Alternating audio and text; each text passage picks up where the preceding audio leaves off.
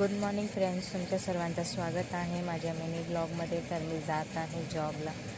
मी रिक्षाने गेले का की खूप लेट होतं, सो मी रिक्षाने गेले. आणि काय बोलू, सकाळ सकाळचं एवढं इरिटेड होतं की बस नाही भेटत. तर मी रिक्षामधून उतरली आणि शाळेमध्येही जे असतं रूटीन ते केलं आणि जेवणही घेतलं. घरी आली आणि इकडचाही रोड बनत आहे, सो इथेही खूप ट्रॅफिक असते. आता तर नाही आहे बट असते. सो मी घरी पोचली आणि घरीही जाऊन मी झोपली कारण की एवढं ऊन कंटाळा येतो घराचं काम करायला. सो मी आल्यावरती घरी झोपली. जेवण वगैरेही झालं बट मी क्लिप्स वगैरे नाही घेतली.